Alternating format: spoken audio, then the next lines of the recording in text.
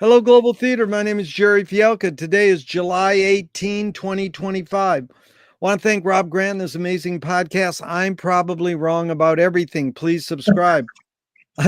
Also want to thank the Finnegan's Wake group in New York for introducing me to today's guest, John O'Connor. Where are you calling from, John? I'm calling from West Hartford, Connecticut, 29 Crabapple Tree Lane in the northern end of West Hartford, Connecticut. How cool is that? The first question is, what is the best thing for a human being? Gee whiz. Wow, you have some loaded questions, Gerry. I had no idea they were going to be so philosophical. The best thing for a human being? I guess I'll have to copy from that old mythologist, Joseph Campbell, and say, follow your bliss. I guess that's I'd have to take a tip from him.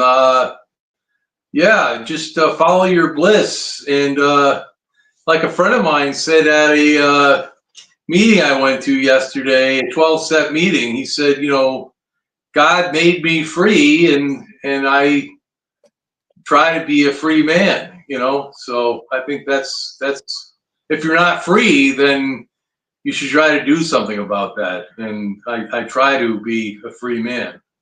So I think that, yeah.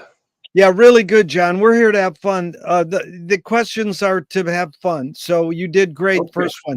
Second one is what's your favorite form of information, how it comes into you? Well, the written word is, you can see I'm really a Luddite when it comes to, when I was having trouble with those link things yesterday. I'm sorry I betrayed my ignorance yesterday with the links. But I prefer, the old-fashioned Lieber, the old-fashioned book, the printed word, Guten Morgen, you might say. I like, the printed word. Your question was, what's your favorite? What was it again? Well, you answered it well. Form, written word. Did you become a reader, John? 1, because your parents told you? 2, they did it as an example, or 3, on your own? Well, they told me to at first. My parents, they were very good in that regard. They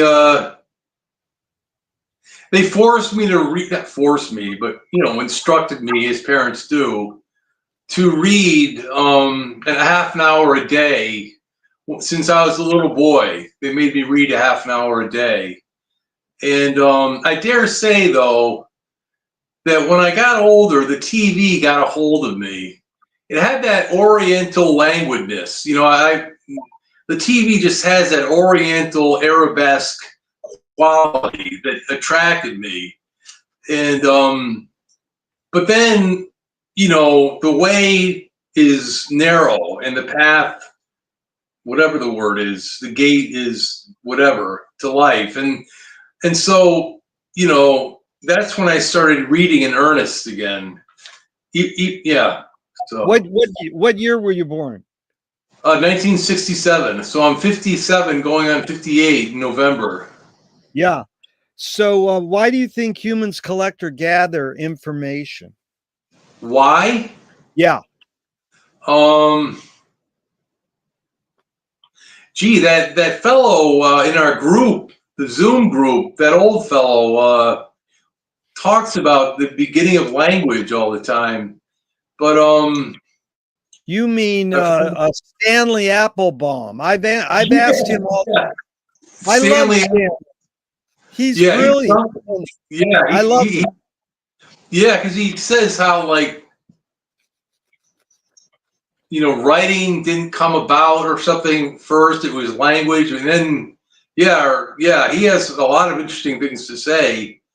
But he stresses the sound. But my question is, why do we collect information? What's your guess or hunch? It's funny because I've got Finnegan's Wake with me right here, and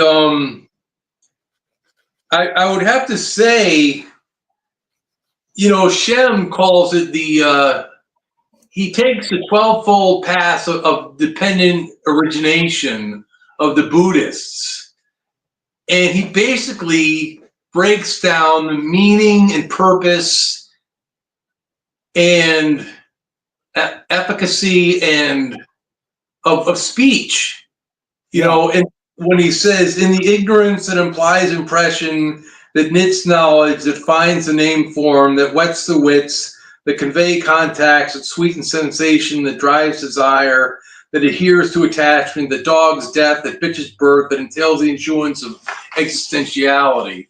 I mean, I think that right there just spells out why we speak, to dog death, bitch birth, and entail the issuance of existentiality. I mean, from Buddha to Krishna to St. Paul to Moses to the Messiah himself. I mean, it's sweetens sensation. It knits knowledge.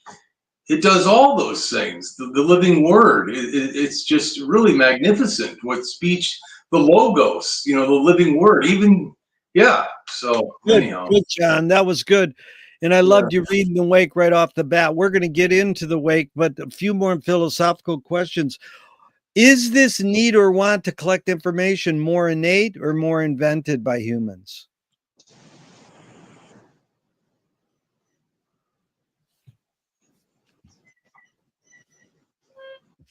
I think it's innate. I think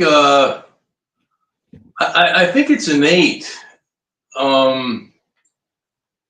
I think it's God given, really. I mean, because it's Diu Donne, God given. I mean, in as much as the Word became flesh, the Logos became flesh. That's an incitement to knowledge right there. Even Derrida wrote an essay called "The Father of the Logos," in which he talks about Pharaoh he was either Pharaoh or Thoth, the Egyptian god of wisdom. But it's that sense of the word and the power of the word, the living word, which was planted in man and then just spread, it just embellished throughout man. But the East precedes us in that, I suppose. But, I don't know. That's the purpose of the Wake, is to shake the West awake and keep the East from failing asleep, Really good, John. Do thoughts create emotions? Well,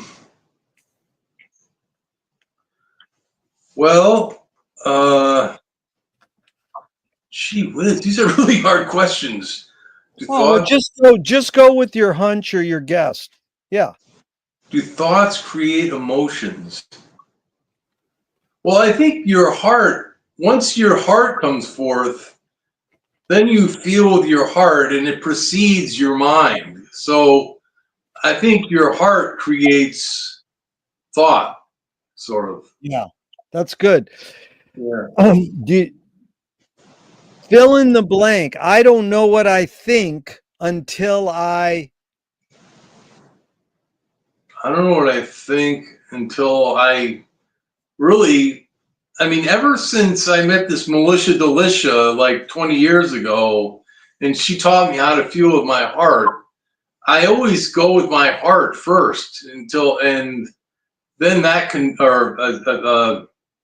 endorses or sanctions what I'm thinking, sort of.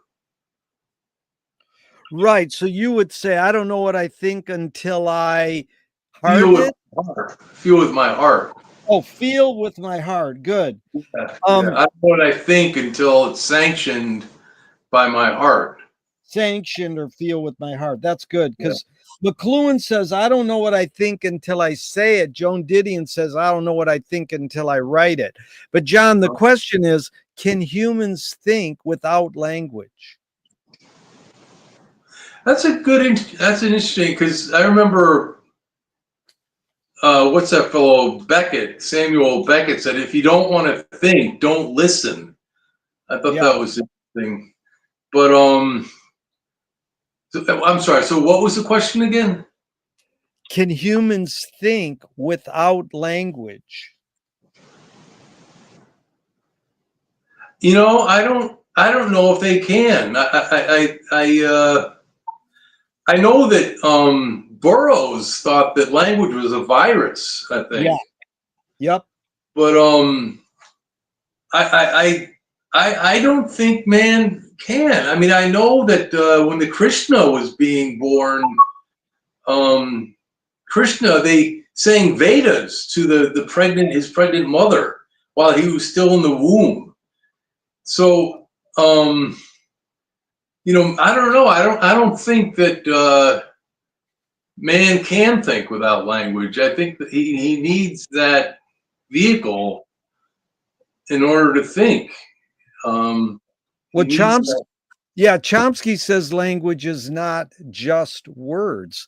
It's a culture, a tradition, a unification of community, a whole history that creates what a community is. John, what do you do when language doesn't work? When language breaks down, what do you do?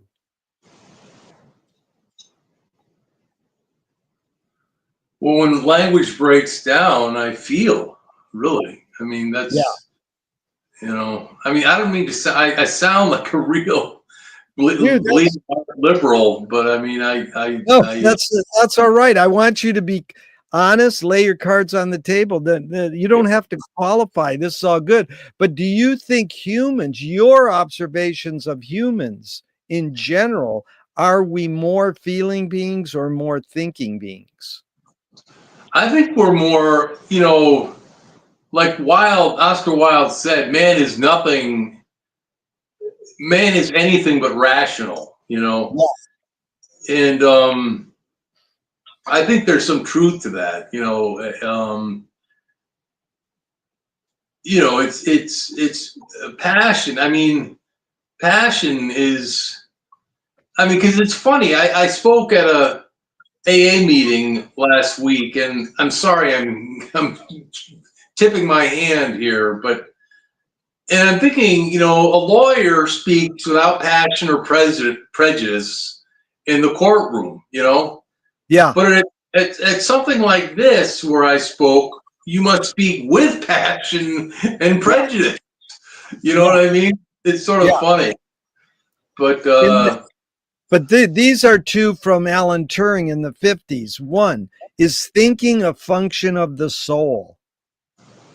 yeah, I think it is. Because I mean, Kierkegaard breaks down the human being to psyche, spirit, and what's the other one? Oh, and somata, body. Yeah. And I think that's a fair analysis. That's Because very some people lump together spirit and psyche, spirit and soul. I think there's a distinction between the two. really So, good. The second Turing question, John, is can machines think? no, as far, no matter what they do with AI will never have a soul. It'll never have a soul, and that's, they can play with it as long as they want, but it'll never have a soul. So Do you more pursue happiness or more pursue meaning? well, I guess I pursue meaning, and then happiness is like a byproduct of pursuing duty and meaning. Because, yeah, I got it from I don't need to pursue happiness. I don't. Yeah. Well, see, I'm for tangents, stories, anecdotes. changing the wording on my questions, because sometimes people change the word pursue. But, the thing about that is I got that question from Viktor Frankl's book, Man's Search for Meaning. He I never says, read that. Is well, that he basically says this, and I'm curious if you agree or disagree or any comment. He says meaning tends to last and happiness doesn't necessarily last. Any thoughts on that? yeah, that's very true. I mean, yeah, it's a lot like life. It doesn't last. I mean, it comes in one window like a bird and out the other. I mean, you can just achieve a kind of contentment, I suppose. But meaning, I mean, meaning is the same thing as I think as happiness. I mean, it comes and goes. I mean, Yeah. You just all you have is faith, which stand or I guess Cicero would call it virtue. But I Yeah. mean, it's all you have is faith, which stands the test of time, and that's the only thing that gets you through the tough times. Is faith and fortitude. Meaning comes and goes. I mean, It's yeah. good, John. Does the brain more detect consciousness or create it? Like, is consciousness there bubbling away and we're more so detecting it or more so creating it? Well, that's consciousness. Well, consciousness. Yeah, it's like we're matter that has become conscious of itself. But um, are we creating consciousness or detecting consciousness? I think that's a good question. Are we detecting consciousness? I think it's sort of both. We're both creating and detecting consciousness. Yeah. That's I uh think a lot of these early questions are, is it more this or more that? This one woman said to me, the word more doesn't function in your question. Of course, they're false binaries. I mean, it's all like, well, it depends, and they're both, but that's cool. I want to move on because this is really good, John. You get what I'm after. What's faster, speed of light or speed of thought?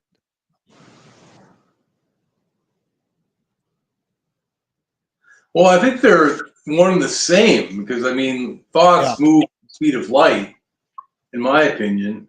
Yeah. I mean, I've often thought that we're all, each of us, walking black holes. I mean, we Yeah. bend matter bend light. I mean, with our thoughts, and I don't know. It's just my personal opinion, but I mean, yeah, I think the speed of thought is the speed of light, so I think it's the Yeah. same thing. I love that. We're walking black holes and we bend light. Yeah, yeah. When we think, I think, yeah. That's worthy of a song. So Audre Lorde, the poet, said, "You can't dismantle the master's house using the master's tools." Her colleague Yvonne Rainer said, "Oh, you can if you expose the tools. What new tool do you suggest? It doesn't have to be tangible. What tool do you most gravitate towards?" I don't know. I guess quite frankly, I gravitate to the large porcinal in Finnegan's Wake. The personal lords. Shem makes a pun on the Etruscan king of Rome, Lars Porsena, but he makes it a pun on large porcinal, personal lords. I put my Yeah. faith in the personal lords of Finnegan's Wake. That's where Yeah. that's the tools that I use. It's what I don't know. It just I can I don't know. I just it carries me. It carries me. It's really good you mentioned that. Now this follow-up is, what toy do you gravitate towards, or what's a toy that you utilize or you enjoy?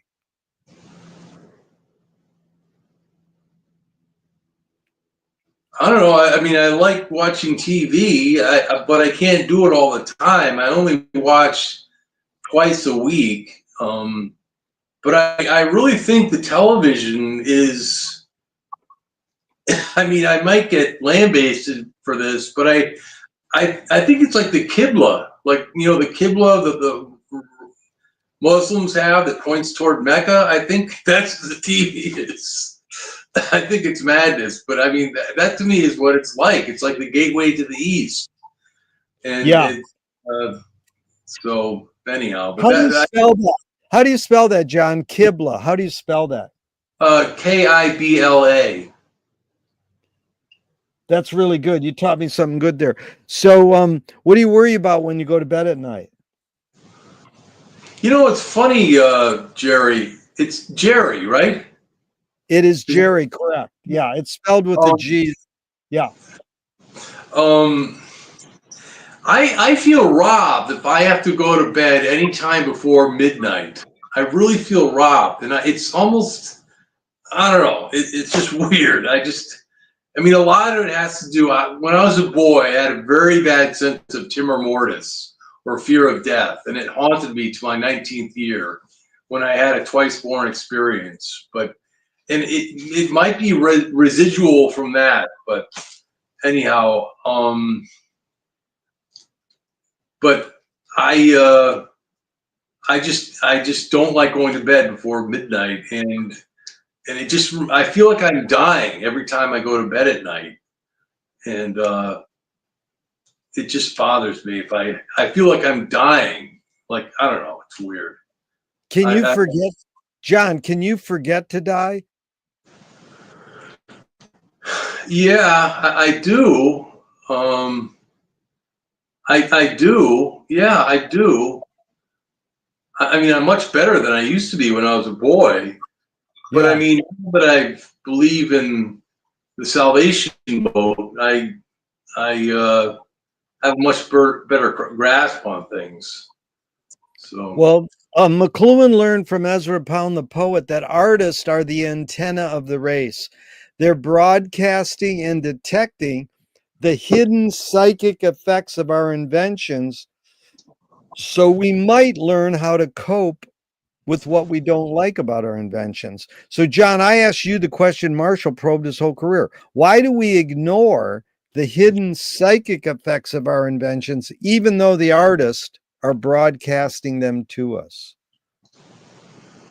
why do we ignore the hidden psychic something of our inventions? Yeah, like we don't know what reading, cell phones, cars really do to us. We take them and utilize them the best we can, but they change us in some ways that aren't obvious. It's sort of called unintended consequences, or there's hidden stuff happening when an artist does something. I mean, that's your Bible is Finnegan's Wake. There's more than what's on the surface of Finnegan's Wake. Okay, why do people in general ignore the deeper meanings to art? They just, why do they ignore that? And I mean, I'm not saying it's bad or good. I mean, some people just aren't, willing to do it. Why do we, and we all do it a little, why do we ignore it? Just like your deal with watching TV, there's hidden effects to watching TV, but then there's the surface effects. So why do some people ignore the hidden meanings? I see. Not only in Finnegan's Wake, but all art. Anything humans invent. Oh, hidden meanings. Oh, are you talking even cars and computers and things like that? Even non-tangible philosophy, religion, Oh. we invent these things that aren't necessarily physical. Spoken word is invented by humans. It has It has hidden psychic effects, but we kind of ignore them sometimes. Why do we ignore them? Huh. You know, sometimes I wish I could ignore the meaning. That's a great answer. No one ever says that. I wish I can. Like a lot of times, John, people go, "Well, I don't ignore them." It's like, yeah, well, you're an artist, but I wish I could. Yeah, that's a great statement. I wish I could ignore them. But I've got this calendar of wisdom by Tolstoy that a friend of mine gave me, and he said in there that you should look for greatness in those that don't consider themselves great, like yeah, serfs and things yeah, like that. And oh, these people don't look for meaning behind, yeah, you know, like, or also another quote was from Cicero who says, you know, sophisticated thoughts are always disguise simple yeah, motion, something like that. yeah. And I think That's that's a gem. What? oh, that's Balzac. Behind every fortune, there's a crime. It's like this hidden Yeah. thing. Yeah, and I'm And just saying, yeah. Why do we ignore them? And then you had a great comment. So I wish I could ignore them, but you have that sense. But you studied. I mean, you know, people ignore Finnegan's Wake. They think, it's gibberish. But you've learned to not ignore these hidden uh, effects of Finnegan's Wake. Why do people ignore stuff in general? You know, whether it's art or inventions. well, I think it's just. I mean, a lot of people just think that it's a lot of nonsense. I Yeah, mean, I remember my brothers talked to a fellow about Joyce, an Irishman, and he just said, "Oh, he's a crazy man. He's a yeah, crazy man." yeah, And also before the Enlightenment of Ireland, I mean, they used to kick Martello Tower's wall and say he's damned or yeah. something like that. I mean, now there's an Enlightenment in Ireland, for better or for worse. But I mean, it's he just. I mean, Shem calls himself, or Sean, Simplicator Arduus. You know, that's simply arduous, and he also says they search for the love of knowledge through the comprehension of unity and altruism through stupefaction. I mean, it's that, but it's also, I think there's something a lot deeper, which the 12-fold path of independent origination speaks to, which is, you know, the salvation of all men. You know, Yeah. um, so it's not just Patty Flaherty. I mean, there's a lot behind it. It's, but it's we have to, unfortunately, get a little bit more complex, and it's just that's at the point of history where we're at right now. We're incredibly technologically advanced, but as far as the word goes, the living word, we're left with lean, unlovely English. And I mean, granted, Finnegan's Wake is based on English. Like Joyce compared English to French, and he came out saying that English was the better language. And so, but um, it's you know, it's, I don't know, it is precise, as Shem would say. It is needed. It's And needed. the wake, the language of the wake is It needed. is needed. I agree. It's needed. But Yeah. John, do you think artists have moral obligation?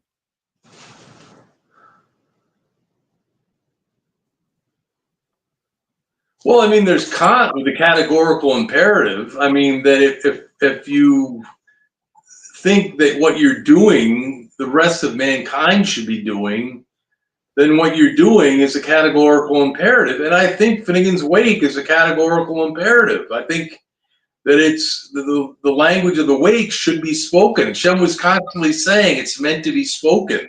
Yeah. And that's one of the reasons why I give my lectures is to get it out there, to get the word out there and have people start speaking, speaking the Royal Irish vocabulary, as it were, or whatever, No, that's really good.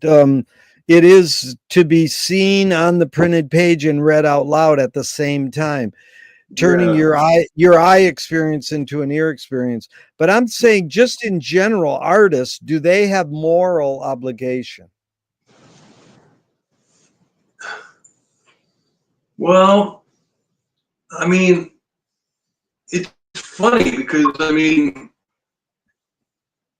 for some reason, it just reminds me of Samuel Johnson, who said, like, when an artist or you're talking about artists and philosophers or just philosophers? Oh, yeah, just when I say artists, everything, painters, philosophers, filmmakers, car designers, everybody, do they have moral obligations? So what did Sam Johnson say? Well, it's funny because he said, like, everybody who puts forth a work of art or work of philosophy puts forth like a challenge, and they've got to be expected to be analyzed and criticized. Yeah, They're putting forth in their work like a public sfidare or challenge to yeah, the populace, yeah. and we've got to be prepared for criticism and analysis and so forth. So I mean, um,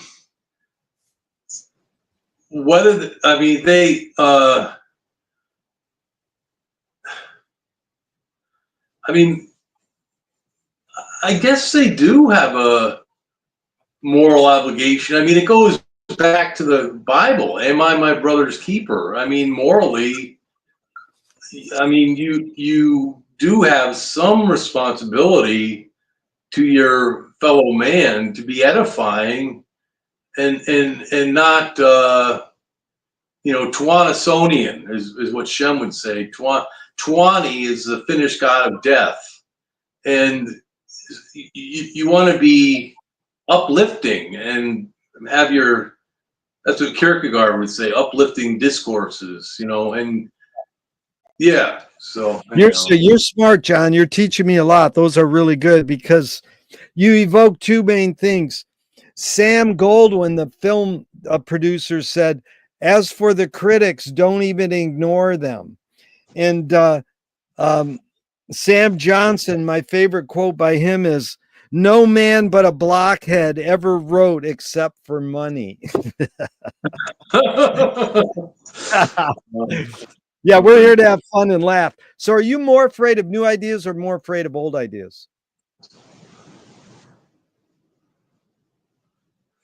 um well, it's funny because I just picked up a book by Voltaire. It was a Signet classic. I'm reading Zadig. I've read Candide, but I've never read Zadig. It's about this Babylonian philosopher, and the title is called On Destiny. And at first I was like hesitant because I don't like going back in those pitch black centuries, before the enlightenment of the 20th century. But at the same time, it's sort of interesting. It's like a time traveling, Yeah.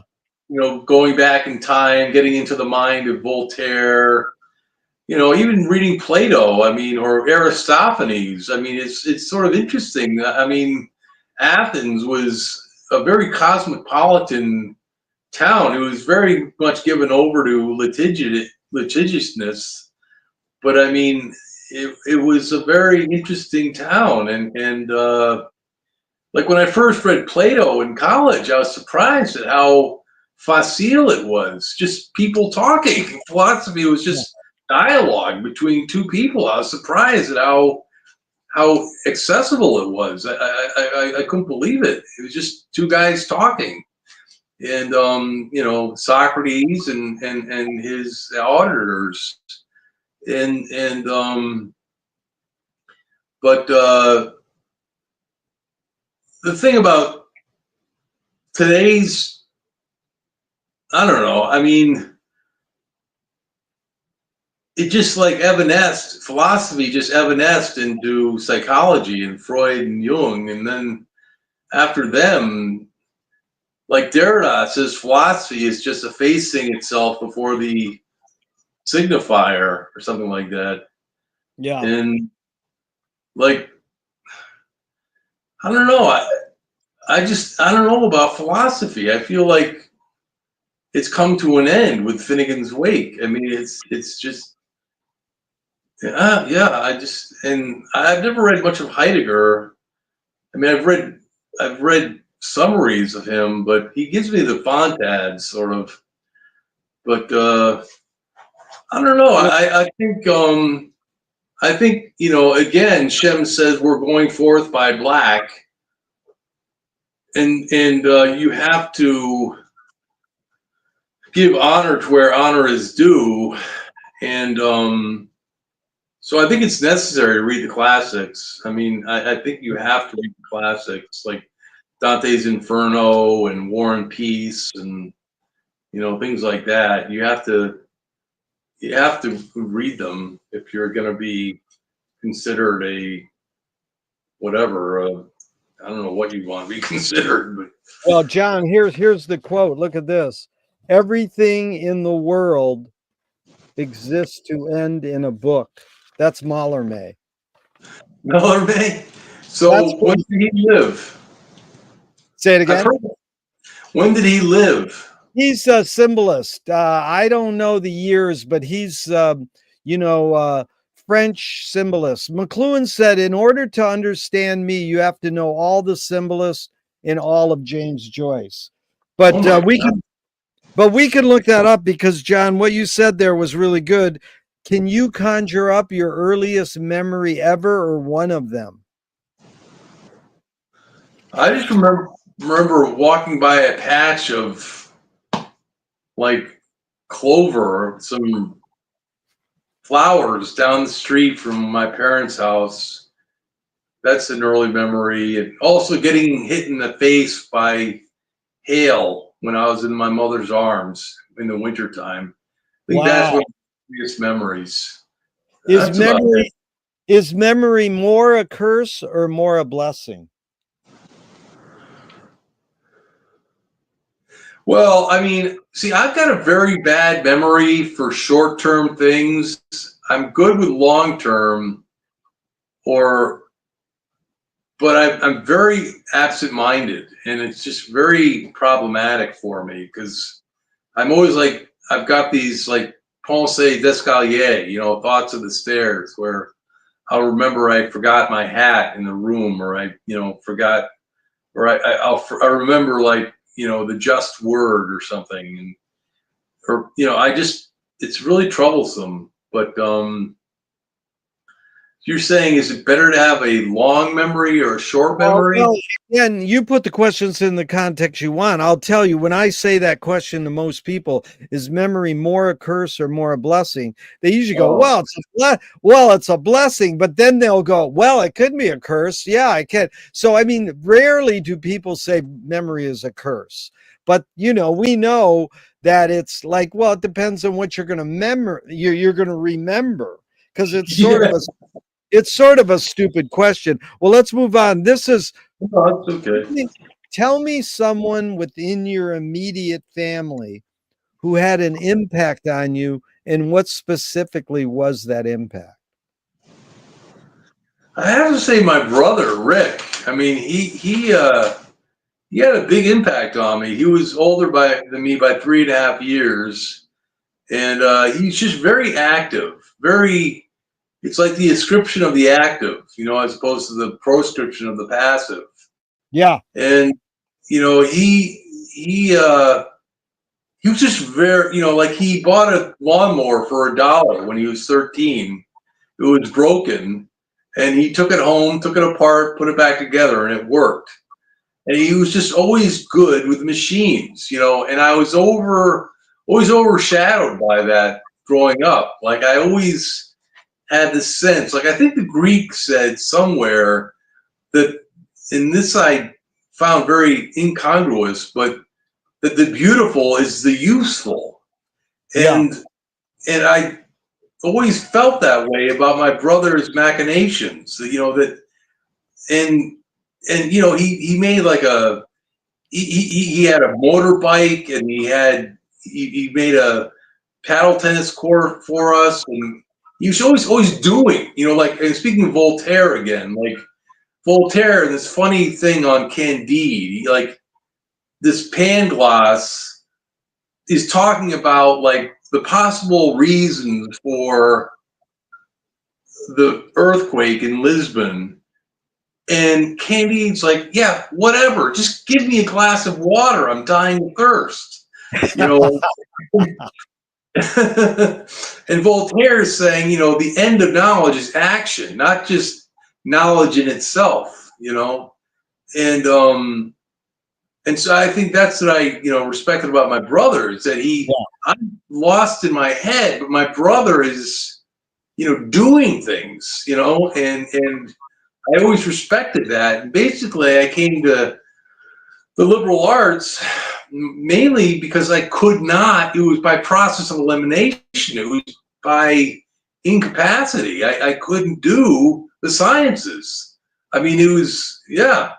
So, but he's doing very well for himself now. He's a CEO of a company in Silicon Valley, and he's got 2 daughters, and he's married, and he's doing very well for himself. But I guess he was the one that affected me the most of my siblings. Good, John. That was a good description. I got a good picture of it through your words. I appreciate that. The same question outside your immediate family, someone who had an impact on you, and what was that impact? Well, outside my family? Yes. Well, Jim had a big impact on me. Joyce, I mean, he had a big impact on me. Well, let's go into Joyce in a second. I have a few other philosophical, because I want to know your history of getting into Joyce.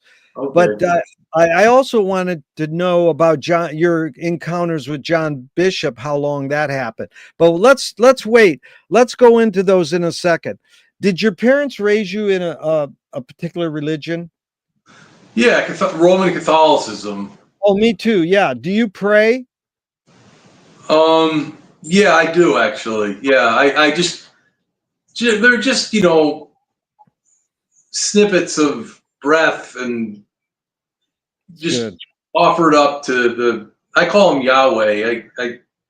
But that's what I pray to. Yeah. I love snippets of breath is beautiful. So if God, John, if God does exist, what would you like God to say to you after you die?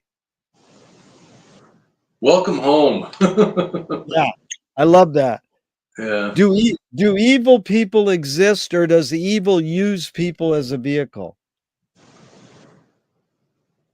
You know, it's funny. I was thinking today about how Aquinas said good is, man has an appetite for the good. Yeah. He says it in Latin, appetitus pro bono, something like that. And I'm thinking, I have an appetite for food. Change the D to an F. Yeah. And so I think man is good. It's a matter of choosing the good and excluding the evil. But sin, as Kierkegaard says, is an eternal category. Yeah. It's like it's its own category, and it's something that it's a discriminum rerum by which sin enters the personality or enters the soul. Discriminum rerum means discrimination of things, and so it's just very. It's hard to say like evil. They're evil people. I think they're demonics, perhaps. Yeah. But I don't think they're evil people per se. Yeah. A lot of people say we're all capable of doing evil things. It's like, how do you separate the sin from the sinner? But you really anticipated the next question to flush it out, John. It's, how do you advise someone to deal with an enemy? And I'll set it up with a few modern thinkers, Alan Watts says, if you acknowledge your enemy, you empower them. Coppola stole from the mob and the samurais, keep your friends close and your enemies closer. Yeah. What is Yeah. that from again? Well, What is that? Coppola made it famous, but he got it from the mob and the samurais. Who wrote that? Oh, the Who mob. What, I thought that was a. Is that the title to a book? The Mob and the Samurais? No. The saying goes, keep your friends close and your enemies closer. Most people know it from a Coppola movie like The Godfather. Yeah, And then yeah. and then his roots was mainly he got that from the mob, and the mob probably got it from the samurai. But Oh, it's I don't know the exact. I mean, it's like the American Indian, your enemy's your best teacher. But here's the other two. John F. Kennedy said, forgive your enemy, but don't forget their name. And Fellini says, I need an enemy. So it's a lot of thoughts. The basic question is how do you, John, advise someone to deal with an enemy? But first, how would you respond to Alan Watts? If you acknowledge your enemy, you empower them.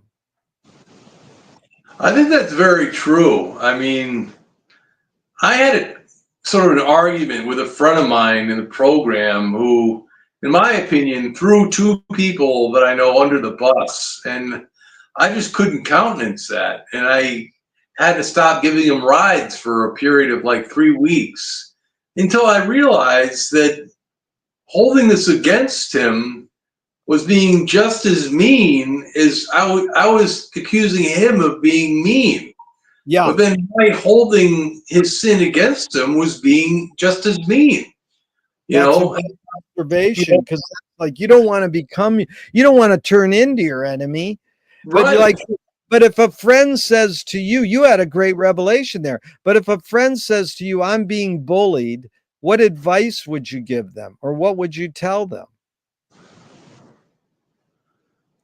Well, I mean, the gospel says turn the other cheek, but I don't think that's feasible sometimes. You just have to. I mean, my parents said when I was growing up, ignore them. That's what they say when someone was being, hurtful. They just say ignore them, and I'd be like, how do you ignore them? But I don't know. I that's a good question. If someone's being bullied, you might go to the teacher, or in society, there's not a teacher, but you just have to. I guess in society, I mean, unless you're going to get into fisticuffs, you have to just ignore them. You just have to. You just have to ignore them. I mean, that's all you can do, really. Here's what Nassim Taleb says to carry it on another step. Games were created to give non-heroes the illusion of winning.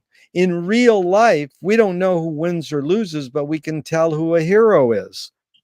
Gregory Bateson says, when the criminal gets caught, does he go, whoa, my criminal skills weren't up to snuff that day? Or does he go, I did something morally and socially wrong? I think he said my criminal skills weren't up to snuff that day. That's that's the basic question is, John, does punishment work? What do we do about people who do evil actions? That's the thing that I don't quite understand about the law. The great irony of the Enlightenment, which is that Yeshua, in dying, fulfilled the law, but in Paul's writings, he says the fulfillment of the law is love. Yeah. But at the same time, you've got this irony of punishment being fulfilled throughout history. Yeah. The Ten Commandments being fulfilled in punishment throughout history. Wow. And that's like the fulfillment of the law in so many words. Yeah. So it's like this dichotomy of throughout history, the law being fulfilled through love and the law being fulfilled through punishment, which is played out through the past 2,000 years. And then you get finally, Shem just writes in Finnegan's Wake, "Victus poenis hesternis," which is the laws or the punishment of yesteryear having been overcome. And to me, it's something that was divine. The punishments that were rendered on the nations of the earth was something just, that there was a certain justice that had to be meted out to the nations of the earth. I mean, I know that sounds sort of severe. But it's the only, because then you're back to Plato and the Republic, and you're talking about what is justice, what is, and you get into this big conversation over, is Yahweh just, it's very confusing. So, Well, it's good what you said, because I wanted to bring this up. Bringing up Yahweh. Harold Bloom was asked, "Do you believe in God?" And he says, "My attitude towards Yahweh is that I don't like him and I don't trust him and I wish he'd go away, but I know he won't, because he's built into the language, as Nietzsche said. He's part of the way we think. As soon as we use what did Nietzsche say? He said he's part of the way we think?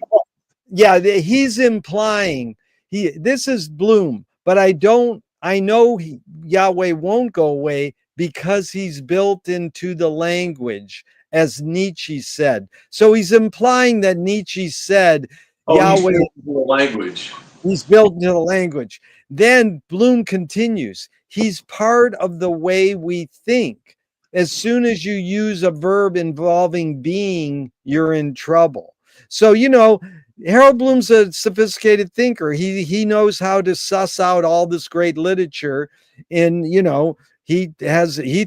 highly regarded Finnegan's Wake and didn't.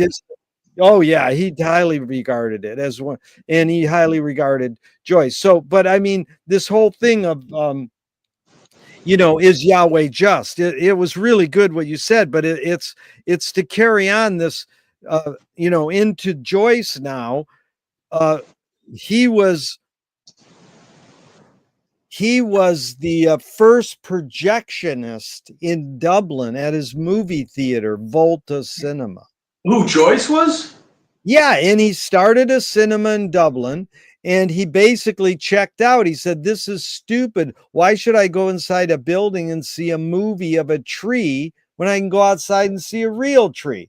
Years later, William Faulkner said, "Sometimes the best fiction is more true than journalism." John, why do we have to recreate things in order to get them? Why do we have to go to a theatrical play of people acting out life? Why don't we just live life? Well, I've often thought that the movies is just an allegory for the allegory of the cave. Yeah. That, movies are the cave. Yeah. It's instead of the animals going in front of the fire, it's celluloid going before the light bulb. Exactly. It's why did humans have to do that? Why did we have to invent this doing something, why did we have to invent storytelling? Why do we have to invent spoken word, printed word, and basically, this recreating things? Like Faulkner said. I think what it is, it's like it's a lot like Freud and psychoanalysis. You make, instead of becoming a passive sufferer in life, you become the author of your fate, and you see it played out. Instead of just suffering, you become the author of life. You're no longer just suffering the slings and arrows of outrageous fortune. You're the Yeah. author of this outrageous fortune. You're the author of this tragedy that life is. You're the author of the comic life, ridiculousness of life in Aristophanes' Yeah. viewpoint. You know, you're the author of it, and that gives you a sense of empowerment, Yeah. of Always. control, and of course of Aristotle's catharsis. You know, and Yeah. it's a very empowering feeling. And I mean, and the Japanese did it, and the Greeks did it. I don't know what other cultures did it besides those two. I mean, originally, from an original standpoint. But Well, there's a famous artist who said art is making your problems other people's problems. Is that what you're talking? yeah, I guess so. Yeah, it's you become the victor instead of the victim. Victor instead of victim. And you know, Fanny Howe, the poet, just died a couple days ago. And here's the other quote. I'm curious. She says the point of art is to show people that life is worth living by showing that it isn't. I don't know what that means, but I'm curious if you have any thoughts on that. The point of art is to show people that life is worth living by showing that it isn't. I guess so. I mean, look at the Oedipal series. You know, the Oedipal, um, the Yeah, Oedipal series. You know, Oedipus Rex, Oedipus at Colonus, and Oedipus and. yeah, But I mean, he's exposed as a child on a mountaintop. He's saved by a shepherd. He kills his father, marries his mother, blinds himself. I mean, life is not worth living, but it's devolved. The terribleness of life is devolved upon this man, yeah, and it brings forth, as Aristotle would say, this catharsis. I mean, that's the whole purpose of the crucifixion. You put all your troubles onto the Messiah suffering on the cross, and he bears your troubles. He bears it away. I mean, and it's sort of like, that's what drama does. It's sort of a little bit of a passion which takes away your passion and yeah. sort of commiserates your passion, sort of. It's really So good. So, what's your history with Joyce? Where did you first read Joyce? In high school, college, and was it an assignment or on your own? Where did you start with Joyce? I started in England.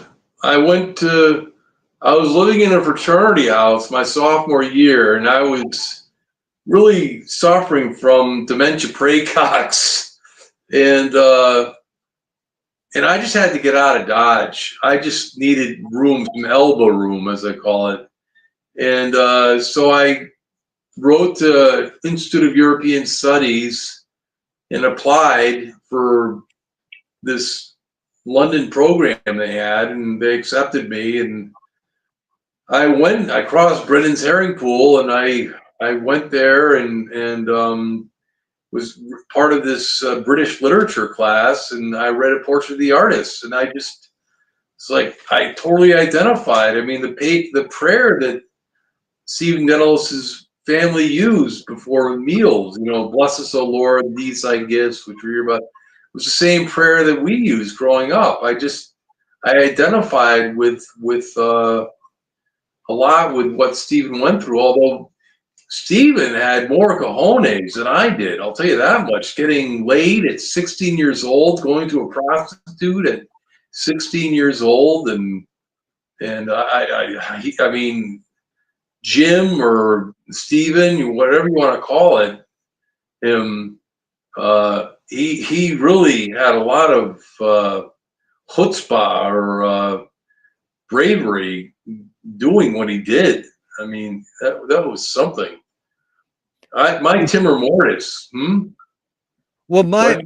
my question is about the intention of you studying Joyce all these years. So how many years has that been since you read Portrait? Let's see, I turned 20, so I'm 57 now, so that's what, 37 years? Well, you've been reading Joyce for 37 years. So here's Yeah. my question. You're well steeped in the study of Joyce. I like you call him Jim. That's cool. A screenwriting teacher told me great art is when you can clearly see the intention of the maker. Stanley Kubrick says the opposite. Great art is when you can clearly not see the intention of the maker. What role did intention play in Joyce's creative process? You know, Which, it's funny. It reminds me of Kant, who said, with genius, there's always some deformity. You know, there's always some deformity with genius. And I think that's true with Joyce. I mean, it's like the last word of perfect language is the thunder letter, the 100-letter thunder word, you know? I mean, he just, I once memorized the 100-letter thunder word when I was in Berkeley. But, you know, he just makes up words, sentences, clauses, phrases that are grammatically incorrect. I mean, yeah, they're wrong. And you want to shoot the guy. You're like, you jackass, you know? Why are you being so obtuse? You know, why are you being so wrong? And it just comes back to this last word of perfect language is a 100-letter thunder word, you know, that it's just a shout in the street. Like he says, history is just a shout in the street. But I'm sorry. So what was your question again? is what's your hunch was Joyce's intention? Did intention play a role in his creative process?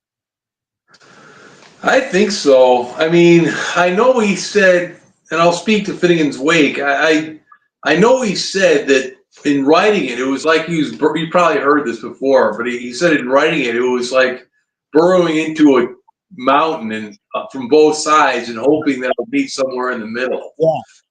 Yeah, and I mean, he also said that like writing the mime of the Mick, Nick, and the Maggies came out in blood. He said too. Yeah. So I mean, there's a lot of suffering, and I mean, I think that he was touched by the Ghoulie Ghost. I really do. I mean, long standings of long suffering. Um, you know, I mean, Yeshua had him by the neck shaft, but I mean, there definitely was intent as much as that's possible. I mean, I've never believed in that notion. A friend of mine in college said this. He said, the reason I don't believe in God is that if you sat a monkey down at a typewriter and he typed for eternity, he would eventually type out the complete works of Shakespeare, which is the blarneyest blather in all Cornywall. I mean, if you sat a monkey down at a typewriter for eternity, he would have typed an eternity of gibberish. And Yeah. and the same thing is with Joyce. I mean, nobody, in my opinion, nobody else could have written this book. Right. I mean, it's just a work of genius. I mean, and And it lives for eternity because reading it with a group of people is like a living organism. It's yeah, flipping this solitary event of reading a book by yourself to being it as doing a hootenanny or a choir in a church. And it's a living organism because it's a reflection of all the people who are reading the words and seeing each person mispronunciate each syllable the way they want to. So it makes you zoom in. But, you know, Marcel Duchamp's there in Paris the same time. He said, there's no art without an audience. How much do you think Joyce was thinking of his readers writing his books? I think he was probably, although he talked about being a folk fiend, you know, the from Ibsen, The Enemy of the People. You know, I talked about his folk fiendship later in the volume. And he did that even with the Day of the Ravelment when he was 19 years old, that broadside that he wrote when he was in Dublin, disparaging the Irish literary theater for pandering to the public's taste. You know, hero Ibsen, you know, didn't pander to public sentiment or whatever, you know. Yeah. So he was really I mean he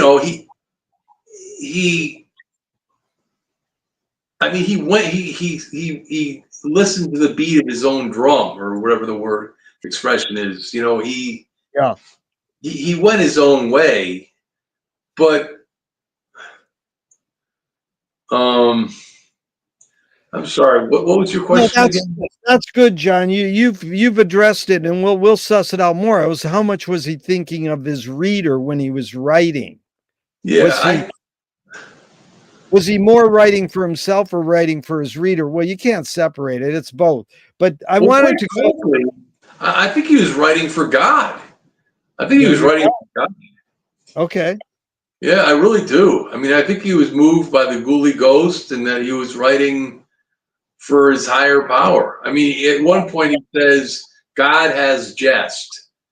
You know, in Finnegan's Wake, God has jest, which is a pun on God is just, but also God has jest, like he's playing a joke on. So. You mean both jest as in a jester J and jester G as a gesture. You know. Oh, perhaps, yeah. I mean, he wrote it J-E-S-T, but yeah, maybe he meant that too. So J-E-S-C or is T? J-E-S-T is in Tom. Yeah. Well, you said the word taste, and there's another T word. I'm curious your thought on this. My friend says the 3 T's of music are technique, theory, and taste. Now, in a lot of ways, that's what Joyce did, was he created music in the form of a printed word, in the form of a book, because we're all singing a kind of chorus. That's back to Stanley in the Finnegan's Wake group. It's all about the sound. And I always say there's no content in the wake and people freak out. But John, this is interesting. Your thoughts on this. Technique, theory, and taste. Technique, Joyce really learned how to write well.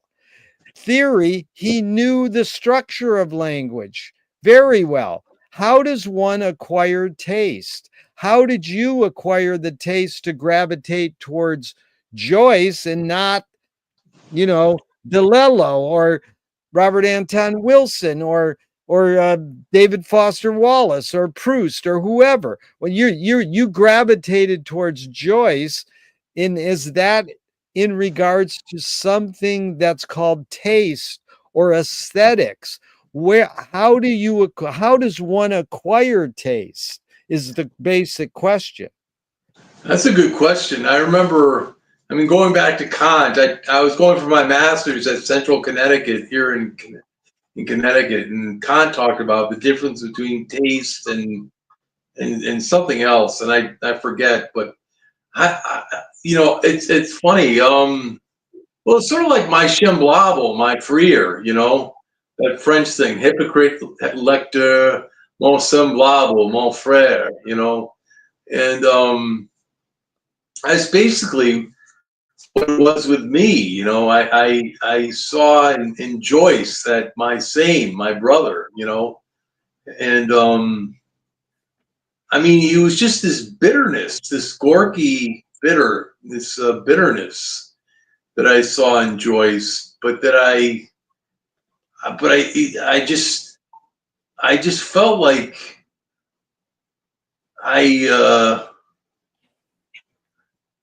I just felt like he was on the margin. He was on the to use a word from the wake, Vartman, which is Sanskrit for path.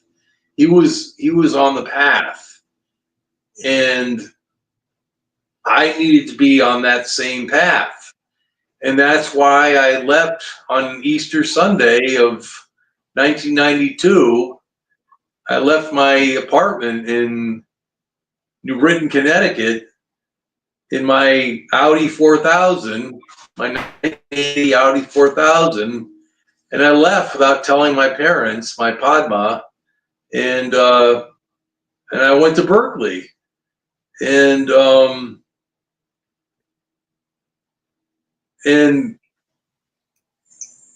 yeah, so Let's go back for a second, John. The Sanskrit word for path in the wake is spelled how? Vartman. V-A-R-T what? Man. Vartman. And that's on what page? Oh, gee, I don't know Okay, what page don't worry about it. Don't worry about it. I'll look it up. But I hear you saying Vartman, V-A-R-T-M-A-N. Yeah. Vartman. That's okay. Now, you went to Berkeley because you knew John Bishop was there, or you just why were you? Well, the other thing too was I had read John Bishop's Book of the Dark, and it really, I found it very interesting. Like, he said certain things about the ancient Egyptians, like how necrocentric they were, like how in the middle of a gala in Egypt, they would roll a sled or like a bed of corpse through the party to remind everybody of their last end. I mean, that's how necrocentric the Egyptians were. Yeah. And I just, with my timor mortis, I really identified with that, and also he talked about a mentee as being a lack of, the Latin word for insanity, and how it's a pun on the land west of the Nile in Egypt, the land of the dead, a mentee, but it's also the Latin word for insane. And I felt like I was suffering from that in my my last days of high school and into college. I was suffering from a certain mentee. So I could really identify with what he also talked about, how the Pharaoh, what the purposes of the word, the power were. I don't know, just stuff he wrote in there just sort of spoke to me. Yeah, John Bishop. Now go back for a second. A mentee. How do you spell that? Amenti. And that's a made-up Joyce word. No. That's an ancient Egyptian word. It's okay. So what? And Joyce used a form of that word in the wake. Actually, yeah, I think he did. He said we're in the sixth seal chapter of Amenti, of going forth by black, and but Bishop took it to mean the Latin word meaning insane or demented. Yeah. Not in compos mentis. Yeah. Because but the Egyptians used the word to mean what? The land of the dead west of the Nile, where the pyramids are and the mastaba tombs. Yeah. Land of the dead. Because I got to tell you two things. McLuhan has a great line. You can't prove you're sane unless you have discharge papers from a mental hospital. That's then, good. Did you know Marshall also said that the wake was a black mass?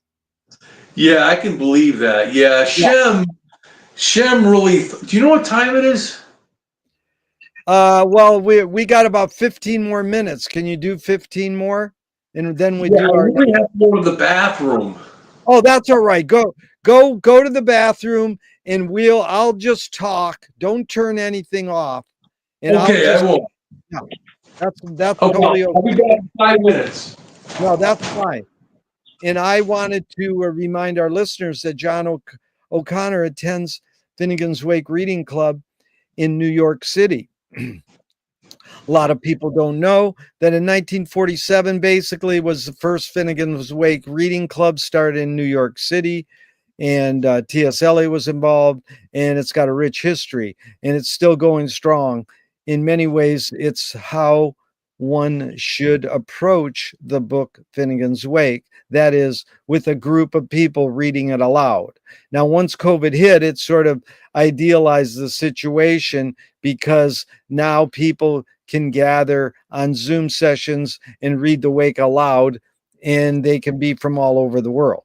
We have the great Decio from Brazil, and we have the great Duncan and Peter and Sherry and all the group from Austin. So it's constantly integrating humans from all over the world. They got it happening in the Ukraine and all over. Dublin, Sweeney's Pharmacy has probably the best Finnegan's Wake reading club I've ever been to, and that's once a week. So I encourage everyone to seek this out, because that is the way you have to. And I stress there's no have tos. There is a have to in the regards to Finnegan's Wake in reading clubs. So I'm just promoting people going to Finnegan's Wake reading clubs, John. And so you taught me a lot there. And, I had the honor of being booked by John Bishop to speak at Extreme Joyce, a conference that he curated in Berkeley. And I got to do an interview with him. It's on YouTube. And tell me a little more. How long were you in Berkeley, and were you just studying the Wake with John Bishop, or were you going to college? What was your, run in Berkeley? How long did it last, and what were you doing there? Well, frankly, I never matriculated at Berkeley. I was, I'm ashamed to admit it, Gerry. I was homeless there for like a year. Well, that's all right. So you're homeless a year, and yeah. you weren't a student, but were you attending? But I would like read the Wake in like the great hall of the Cal Berkeley Library, and sleep out in Ala Frisco, as it were. And I visited Bishop every once in a while. I think Bishop thought I wasn't in compos mentis, as it were. I think he thought were you hanging out with John for that year, going to his reading clubs? Were you meeting? No, well, I'm not going to lie to you, Gerry. I was kicked out of the Finnegan's Wake discussion group on Ellsworth Avenue run by John Choppy, because I had this weird notion that I went there and I'm like, I told everybody in the group, try not to laugh. I had suffered a trauma like a few years earlier, and I was sort of embittered, and I told the people in the group, try not to laugh. You wouldn't laugh at a scientific experiment, would you? No. And it just, so like I went back and they said, you're kicked out of the group. You're not in the group, anyhow, so John wasn't part of that group, you're saying? Well, not really. No, he yeah. Did you ever encounter John? Did you meet him, or you just? Yeah, I met him. We had coffee once, and I met him. I stopped by maybe 2 or 3 times. But yeah, I mean, we spoke briefly. Not like we were best friends or anything, but.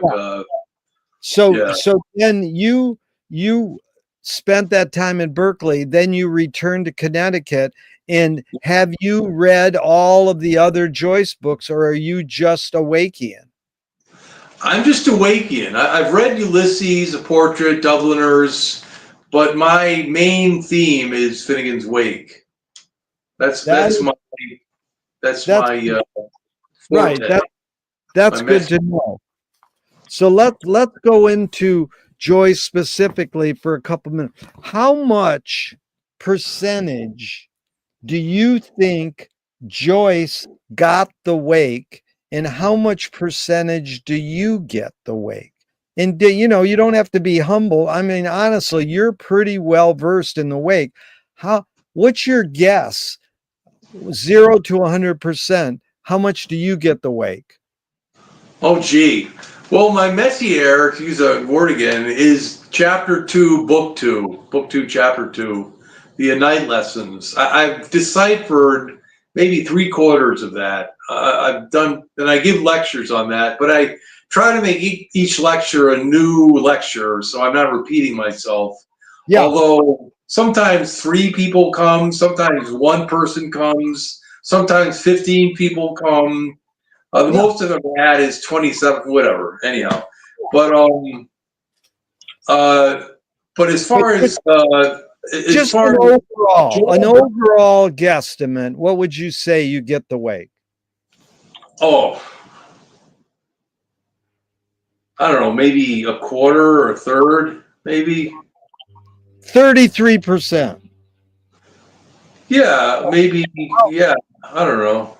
I I mean, would I I don't would want to say be presumptuous. I mean, it's I no, I don't would want say to it's say a lot. I understand more than I do, and Right, it's, but I would say you get it a lot more, but that's good. Now, how much percent do you think Joyce got the wake?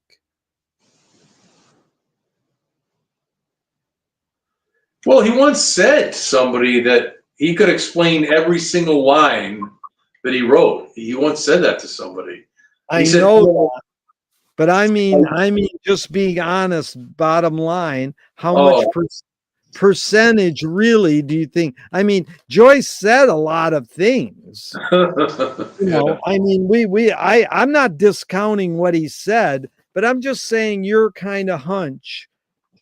How much did he get the wake? Um, I don't know, maybe 4/5, maybe. I don't know. 4/5. What's that? Yeah. 75%? No, a little more than 75%. 85%? Yeah, I guess so. Yeah, something like that. Good.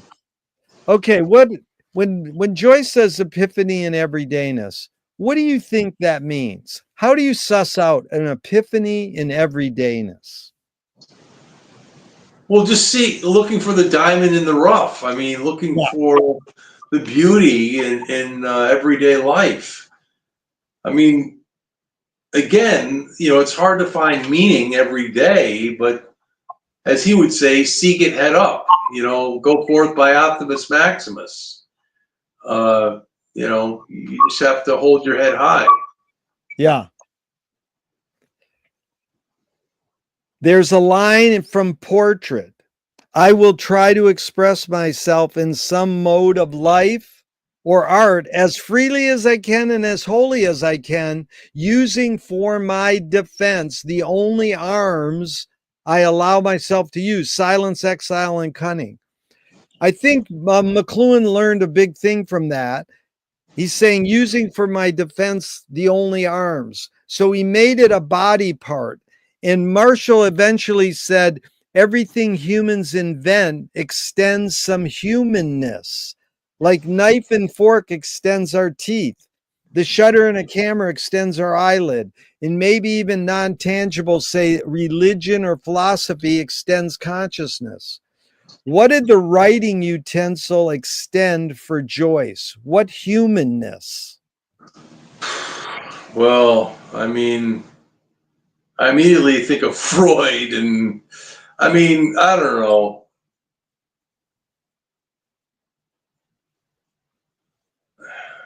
You mean to say you think it extends the penis? Yeah, that was my first thought. That's But good. I'm glad you said that. So so these 3 words, John, silence, exile, and cunning. How do you suss those out? Using for my defense the only arms I allow myself to use: silence, exile, and cunning. What do those 3 words mean to you, and what did they mean to Joyce? I don't know. He was just a very clever fellow, and he had to be to get out of the Ireland of his day. I mean, that poor fellow, what he went through with the hell sermon of A Portrait of the Artist. I mean, I can only imagine what he went through after he used those prostitutes and then had to face that hell sermon. He must have been sweating bullets. I mean, the damnation that he felt in those sermons, you know, the birds taking the grain of sand and oh my God, it must have been terrible. But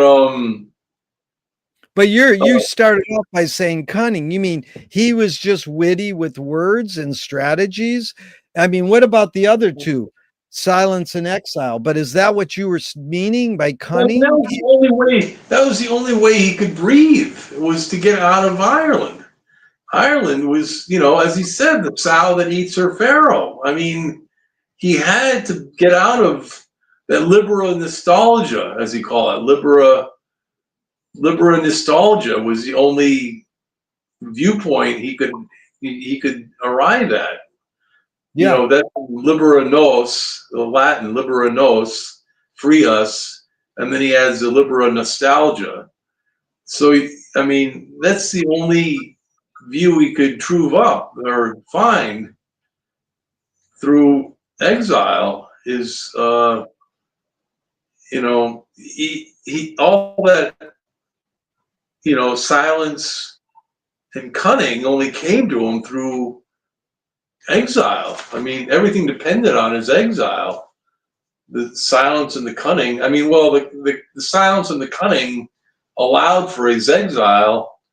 I don't know. It just he just had to get out of Dodge. I mean, the conquests of Word's Law were hot on his heels. He had written about the day of the ravelment. He had written about. I mean, he just. Yeah. So. Well, that's good. But now the word silence. I mean, you tackled exile and cunning. What is he meaning by silence there? Is there something different? And I mean, he wasn't a silent guy. He wanted to be a singer. He was a talkative guy. You know, he played piano in a little lounge of a hotel in France. He was a go get 'em kind of person sitting at the coffee house, you know, saying, I didn't write Finnegan's Wake, the other people did. So what is this? But what about this word silence? Why does he use those three words and includes the word silence? What do you think about that?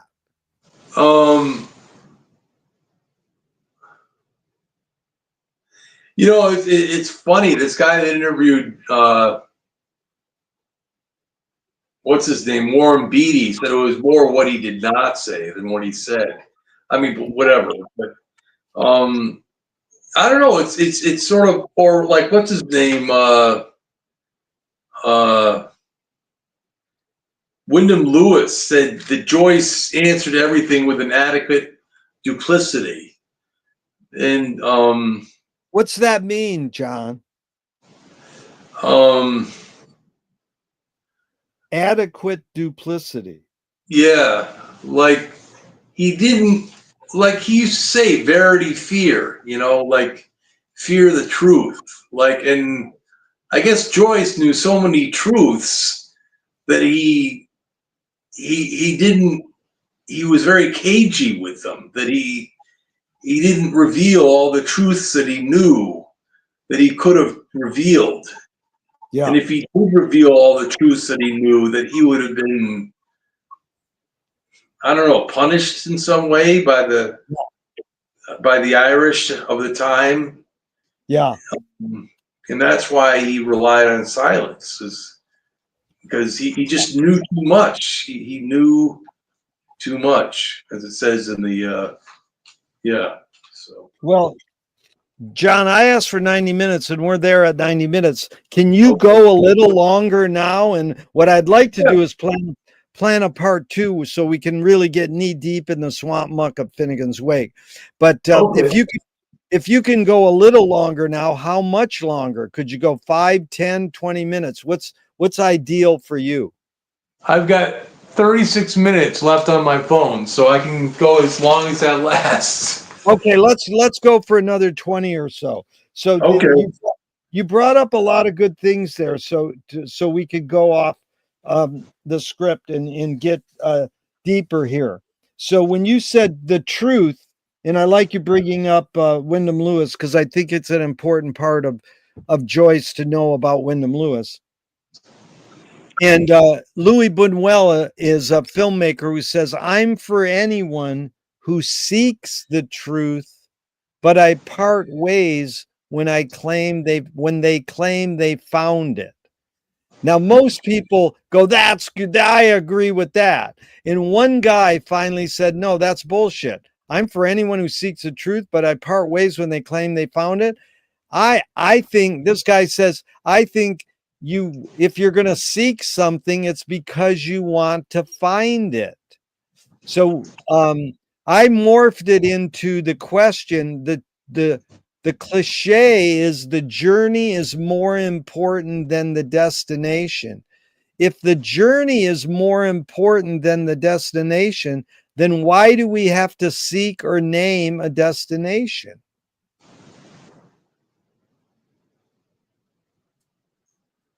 Huh, that's interesting. It's like, what, I mean, if we have the day, then why do we need the night? Sort of. Yeah. Yeah. Yeah. I don't know. I mean, I guess there has to be a period. I mean, every sentence needs a period. I mean, and then like Lacan says, the I is somewhere between the beginning of the sentence and the end. You just establish your identity. I mean, you just, I mean, that's what it is, I guess, is you need an identity, and you need some period. You need some closure. You have to have some kind of closure in your journey, or else you're just flying through space at the speed of light, and you're not getting anywhere. You're just you need some end. You need. I mean, that's what my English teacher in London said. The Americans are always on the road. They're always on the road, and they have no return. You have to have the return. You The have to have the Vico. You mean the what? Vico, like Vico, the recursor, the return. Yeah, like Odysseus coming home from the Yeah. Trojan War. You've got to have the return. But John, the interesting thing is that in France, Paris in the 20s, Hemingway and Picasso and Duchamp and Joyce were changing the world because they were basically flaneurs. It's called psychogeography. They just wandered aimlessly and then they would have an epiphany in everydayness. So they sort of proved that you don't have to have a focus necessarily. Now, the great joke is when the German government official was touring the art studios in Paris, and Picasso was finishing up Guernica. The German guy he looks at the painting and he says to Picasso, "Did you do that?" And Picasso says, "No, you did." So, Oh man. so, Oh so boy. this idea of having did Joyce, my friend says Joyce is much like Simon Rodeo and the Watts Towers in LA. They're considering just adding all this stuff, but they have a vision. Joyce probably had a vision of what the wake was, but it's hard for people to always get it. And so this idea comes up again with both Buñuel and Joyce. There's a line that goes, "You create what you resist." And Bob Goldthwait, the comedian, morphed it into, "You are what you hate." James Joyce said, it's a curious thing how your mind is super saturated with the religion in which you disbelieve. And Yeah. Yeah. and Louis Buñuel nailed it. He said, "Thank God I'm an atheist." So, That's good. I like that. so I'm Thank curious. God. Yeah, I'm curious your thoughts on that. You create what you resist. I'm not saying you, John, but one creates what one resists, especially in regards to Joyce, in art in general. What's your thoughts on that philosophy? You create what you resist. That's funny. I mean, Joyce says, "Oh, hate my fate." You know, I think. I mean, for Joyce, I know that he. I mean, this might come as a surprise, but he thought he was the devil. He thought he himself was the devil. That the Shem and Sean characters were the devil, and I think he became what he hated. He became the devil. Um, Where does he say that, John? Is that in Letters, Elman, or where did you get that Joyce thought he was the devil? just Do you from know? the way. I mean, Oh,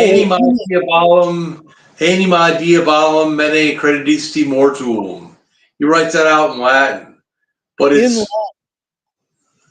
it's soul of the devil. Do you think me dead or something? I mean, it's contracted. It's supposed to be soul to the devil, but it's contracted as soul devil, soul Right. of the devil, That's and heavy. Now, hold on. Do you know what the page about that is? uh, it's the last line of one of the chapters. Okay, I'll Um, find it. yeah, And but so anyhow, here's the other thing you brought up. I hate my fate. Did Joyce say those four yeah, words? yeah, In, my hate, my fate. Yeah, it's like almost like he also says there's a diminutive that chafes our ends, which is from Shakespeare. Shakespeare says there's a divinity that shapes our ends, but Shem makes it there's a diminutive that chafes our ends, and I think there's something to that. But yeah, I don't know. You know, it almost goes back to like what we were talking about pursuing happiness, because like yeah, Kant said, you can't pursue happiness, yeah, and I think there's something to that. I mean, because you yeah, can't resist happiness. You can't. yeah, Happiness has no resistance. You know, you can only pursue like. And this is just my own opinion. I don't know what Kant. I don't remember reading further into that, but I think you can only really pursue your duty because it's the only thing that has any resistance. You know, you can pursue your duty and then your happiness is like a byproduct of that. yeah. Um, you That's know, Frank Zappa's a fan of James Joyce, and he was crossing the border once, and these custom officers thought he was a druggie, and he never did drugs at all. And they go, really, Frank, yeah, and they go, Frank, what are you on? And he goes, I'm on duty. that's good. But I like this. You could only pursue, but that sounds like work ethic. I'm curious. Sometimes ask people, where'd you get your work ethic? Where did you get this idea of pursuing this lifelong study of the wake? Is that the way your parents raised you? Where'd you get that work ethic to be dedicated to something on your own, or how your parents raised you? I think I got it on my own. I mean, I'm really, by the river Zem Zem under Zigzag Hill. I mean, it's really like I just I really am in Malinger Parish, sort of. I mean, I mean, I don't know. I just give these lectures. I try to make them every month in a library in Connecticut, and I make it on 2 or 3 pages of the wake, and it just bides my time. And financially, I'm okay, and I give them without an honorarium, and it just Beautiful.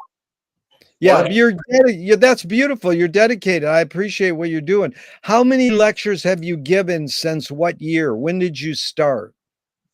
Uh, well, in earnest, see, it's weird, Gerry.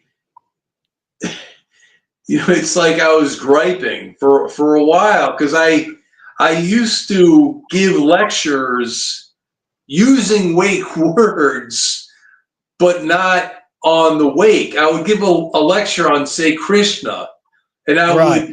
I called him a regular rider Nineveh babe, and which is a term from the wake, and I would talk about Krishna Yeah. using wake words. But you know what I mean? And I did that for a long time. But it's only since, gosh, the last 2 years, 2 or 3 years, that I started actually doing exegesis of the text. Yeah. And I'm really getting into it. And I don't That's know why it's taken so long to come to this head, but but you got there. I feel like I've been derelict in my duty. I don't know why it's taken me so long to get to this point, but But I I, mean, when did you first start doing lectures just on words about you? So you've been doing Wake for 2 or 3 years. How many years before that were you doing? gosh, like, I don't know, since I was like 27, maybe, so 20 Oh, years ago. oh, so you've been doing lectures for 20 years, basically. Yeah, or 30 years. 30 Yeah. years. But you don't, do you teach at colleges or high schools? No, no, I'm You, an you just, autodidact, and I just you teach it. just, I tried going for my master's, but yeah, I just I realized if I was going to become a professor, I would have to do all these kind of teach all these works that I had no yeah, interest in, and I had no interest in teaching all these ancillary books yeah. that I had no interest in. So How this many was, How many books about the wake have you read besides John Bishop's? All of them, some of them, or none of them? well, just some of them, like, I've read, well, I've got the two of my two, as Wild would call them, golden books to me are Roland McHugh's Annotations and Clive Hart's Concordance. Yeah, Those are the ones I keep by my chair in my yeah. apartment. Those But are your two main yeah, ones. And then you mentioned Joseph but Campbell and John Bishop. Any others? yeah, the Skeleton Key. Yeah, there's Atherton's books at the Wake. Another good one is Francis Phipps' Let Me Be Los. That is a very good text. How do you spell his Uh, last name? Phipps, Francis, it's a woman. Francis,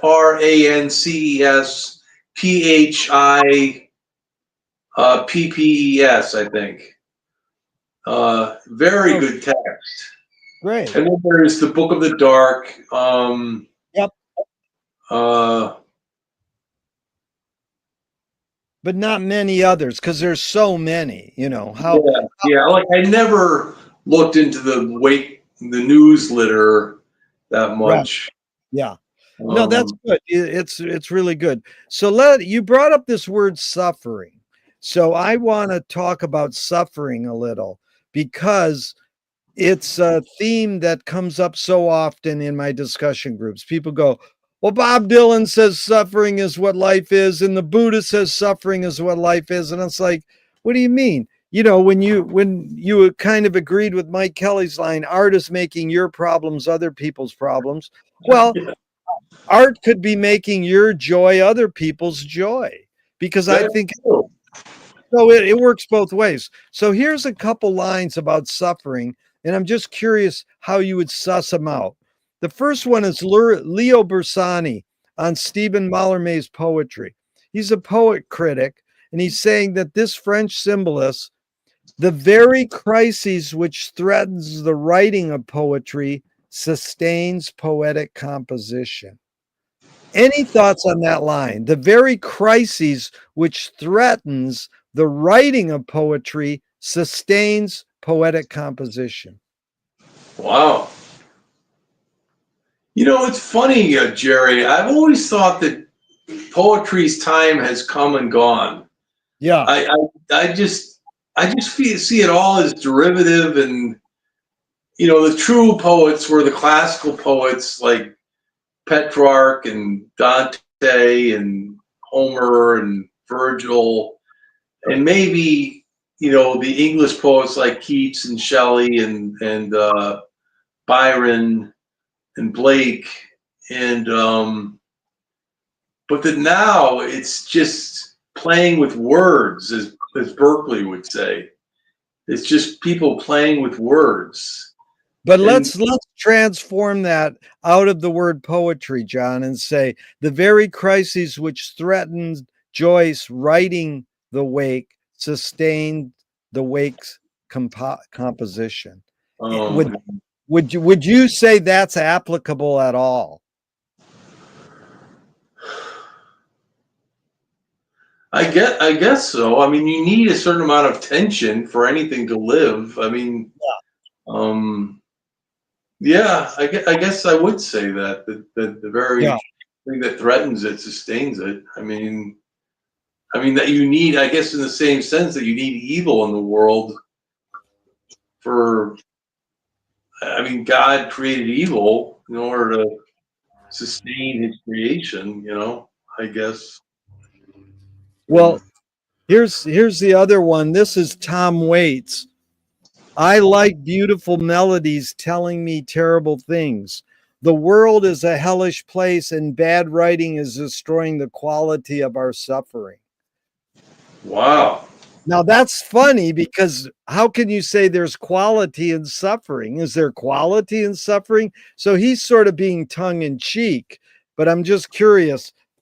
Bad writing is destroying the quality of suffering. That's something. Yeah, I remember listening to Tom Waits when I was in Berkeley. He wrote that tape album Taxi Driver, right? Or Taxi? I don't know if he wrote that one. He's a pretty articulate, fun songwriter, tongue in cheek, and he's good with words. But it's sort of like going back to you, like poetry has come and gone. And so he's saying bad writing, destroying the quality of our suffering. It's sort of tongue in cheek. It sounds almost like something Joyce would say. Yeah. Yeah, I mean, that could be true. I mean, it's all sort of treacle, and there's nothing profound anymore. There's nothing profound being written. I mean, like, it's almost like what the Germans said about English, is that there are no new ideas being thought of in English. There are no new ideas being thought of. Yeah. I forget what German said that, but maybe it was a group of them or just one, but said something like, in English, there are no new ideas being thought of, or something like that. Yeah. And I think that way about poetry, modern poetry. It's like everything has been thought of already, it's just, there are no new ideas. It's all been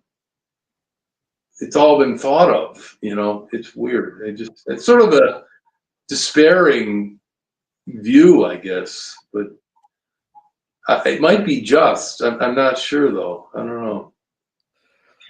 Well, being not sure is good. Unlearning and being doubtful is good. That's how we proceed and carry on, and grounds for further research. So I got a couple more, John. We're out of here, and it's really been a pleasure. And I'd love to do a part 2 so we get really deeper into the Wake. But this is Thornton Wilder. Have you ever seen his book? It's about this thick, and it's all his letters talking about Finnegan's Wake. So, the playwright who wrote Our Town in 1928 was a Wakean. He said, art is He says, art is confession. Art is the secret told. But art is not only the desire to tell one's secret, it's the desire to tell it and hide it at the same time. Any Oh, any thoughts on that line by Thornton Wilder, especially in regards to Joyce, your pursuits of studying Finnegan's Wake? yeah, I think that's very true. I mean, that's, it's there's a passage in the Wake where in the middle chapter where this fellow he's telling he's revealing something, and he's revealing it if at a time, and that's like, yeah, he's saying taking an illiterates if at a time, and he's unsure. He's doing it anyway. He's very insecure, and he's basically it's I mean, one way of looking at it is like use images or indirect speech to mask the fact that you see the pudenda of a woman that you're talking to, if only in your mind's eye. So you use circumlocution to mask that fact that you see a woman's pudenda in your mind's eye. So you mask what you're saying, mask what you're thinking, rather. Yeah. Um, that's one use of images, as Shem would call them, indirect speech. Um, That's amazing because it again reminds me of Frank Zappa saying, "Who are the brain police?" He's not saying the brain police are the evil capitalist consumers or the brain police are the voice inside your head. He's just asking the question, "Who are the brain police?" You yeah, know. So it's like who is creating these images inside your head? Is it Plato's cave, or is it like your own inside what McLuhan called interior landscape, or is it the visuals that are happening outside, the mhm. environment you're in? Yeah. I don't know. I mean, I think. I mean, Freud broke it up to the id, the ego, and the superego. Yeah, I think there's something behind that. I think we do have a superego, which does monitor. I mean, you could call that the law within us, as St. Paul would call it, the law that is within each one of us. We have the law, which is inborn in each one of us, the Ten Commandments, which yeah. is within each one of us, which sort of monitors our actions. So, Well, that's Utah Phillips said anarchy is making rules for yourself and not other people. Who's entitled to make the rules? Who's entitled to make the laws? what? Who's entitled to make the rules? Who's entitled to make the Well, law? the higher power. The higher power is Yeah, Yahweh. Yahweh is. yeah. Because it's funny, the word freedom etymologically breaks down to the same thing that Utah said. Freedom is making one's rules for oneself. Yeah, that's far out. What Who is said freedom? Utah? Well, Utah Phillips said Utah Phillips. anarchy. Utah Phillips is a folk singer. He said anarchy is making rules for yourself and not other people. Then, if you break the word freedom down etymologically on etymology online, that's who says freedom. The word comes from the root word making one's rules for oneself, making one's Oh, law. So it's like who's entitled to make the rules? And you said Yahweh. So what is freedom mean to you now?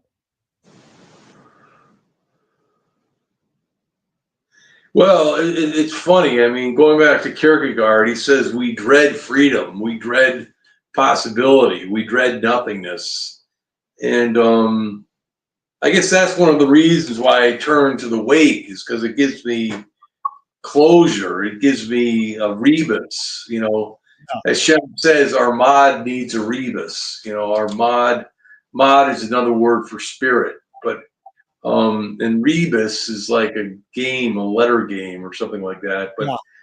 that's taken from Horace, who said in modus, est modus in rebus. There's a middle way in things.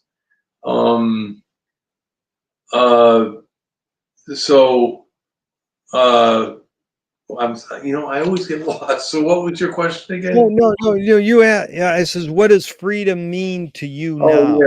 So yeah, freedom is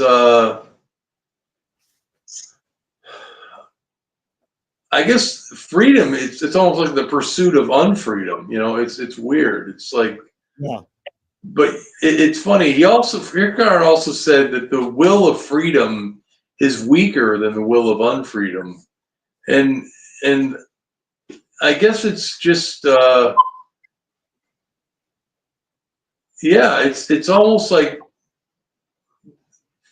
well, like the Hindus would say the four ends of life: artha, kama, moksha, dharma. The artha, which is success; moksha, which is enlightenment; uh, dharma, which is duty; and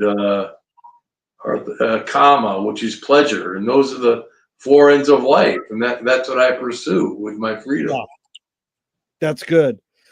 Yeah. How has studying the wake, reading it, lecturing on it, how has your pursuits in the wake shaped your behavior? Well, it's funny because it it it's made me free. I mean, and I'm going to share something with you, Gerry. When I go to my 12-step program, every time I share in this 12-step program, which I go to, I share using words from the wake. That's how I share. And everyone's come to know me as, Strange Words John in the program. And but it gives me freedom. It's the only thing that keeps me sober. And that's how the words have affected me. Yeah. It's given me freedom. It's enfranchised me. And I'm just very grateful Yeah. for that. So, It's really well put, John. It's really been a pleasure and an honor. You're really articulate and helped me suss out how Finnegan's Wake is really a living organism. And I appreciate your time and energy here. I can't wait. We'll schedule part two down the line, maybe 4, 5, 6 months down the line. All I can say is all the power to you in your pursuits with the wake. Because I, having run a Finnegan's Wake group for almost 3 decades, I oh wow, understand. Yeah, you live in California? our Venice, California group has gone almost 30 years. Um, Wow. Yeah. And I think the funniest thing is most people don't know the first Finnegan's Wake reading club was 1947 in New York City. But really, Joyce invented the Finnegan's Wake Reading Club 10 years before the book came out. In 1929, he put that book out with William Carlos Williams and Beckett and all these people talking about the wake. So he was already getting people involved in this whole idea of, studying his book 10 years before it came out. Why was he having people over to talk about it or something? Well, you know the book. I'll show you the book. Hold on. Okay. It is this book right here. Okay. It's called James Joyce, Finnegan's Wake, a symposium. Mm-hmm. You know this? Our examination Oh round. yeah. So this book came out in 1929. There's the title. Oh yeah. Our examination. Yeah. Yeah, and look at all those people. Beckett, William Carlos Williams, you know. And Okay. Yeah. You're right. Yeah. Okay. Yeah. I never. look Yeah. at That's that. It's right. Okay. copyright Sylvia Beach, 1929. So he invented the Finnegan's Wake Reading Club idea. Right. I never thought of that. Well, my Yeah. favorite is The late great Joyce. yeah, one of my main teachers. I'll send you some of his documents on the wake. He said James Joyce invented the internet and disguised it as a book. And I say, well, Joyce invented what's going to be after the internet and disguised it as a book. And recently I said, no, Joyce invented blotter acid and disguised it as a book. That's good. I mean, you could say, John, you go into Joyce invented AA meetings and disguised it as a book. Yeah, because you know the guy who invented AA was took LSD. Do you know that? Really? What's his name? Bill Wilson? Yeah. No, that's Really? well documented. Yeah, it's well documented. They don't Wow. really they don't want to brag about it, but anyways. But it is. You don't need LSD. It's like Salvador Dali says, I don't take drugs, I am drugs. Reading That's good. reading The Wake with a group of people out loud when it's really going well is like tripping on acid. It's really an amazing. It's really an amazing. Funny, Gerry, he uses the word email in the third chapter. I know. What? Yeah. It's endless. There's all kinds of things. A lot of those hardcore. I've been interviewed almost all these really intense Joyce scholars, and they don't like it to be predictive. I think it's both. It is predictive. It's constantly you can see things that are happening today being talked about in the wake. So it's just like that's what we do. We want to find patterns in anything. Pattern recognition leads to comprehensive awareness. And that's what Joyce did. He created, you're at a cocktail party or at one of your meetings, just say, what is Finnegan's Wake about? And you go, it's about everything that's ever happened or will happen. Yeah. It's like a comet. Yeah. Yeah. A comet, COMET. Yeah. It is like a comet. That's a good thing. It's also like the cosmic giggle. Yeah. Yeah, it's weird. Yeah. But it's not weird. That's the thing. People want to chalk off the wake as gibberish. It's not gibberish. It's exactly what life is. And it's easy. It's easy to chalk it off because he wrote language about language. And so if you're writing language about language, you're trying to help people realize that when you read a book, your second self can pull away and look at you reading the book and go, what is book reading doing to you? It helps you understand the form. That's the big thing. There's form and content. That's why I always say there's no content in the wake. That's why you get Stanley in the New York group, because he says it has nothing to do with the words. It's about the sound of the words. It's like jazz. It's like a John Coltrane sax solo, Yeah. And so it's the sound, but it is still you're looking at words on paper. So we're brainwashed to believe when you look at words on paper, they're supposed to make sense. Mm-hmm. Yeah. Yeah. CENTS. No man but a blockhead writes for anything except money. Very good. Joyce was just trying to hit up these great women to give him money so he could eat at fancy restaurants. Maybe that's it. Maybe that was his only motivation. Yeah, and then we can use it. This is what McLuhan switched and learned from the wake. We can use it for any purpose we want. Like you wrote in your email to me, the wake is a religion to you. That is how you use it. It doesn't matter. I'm shutting down. Okay. We'll talk soon, John. Thank you.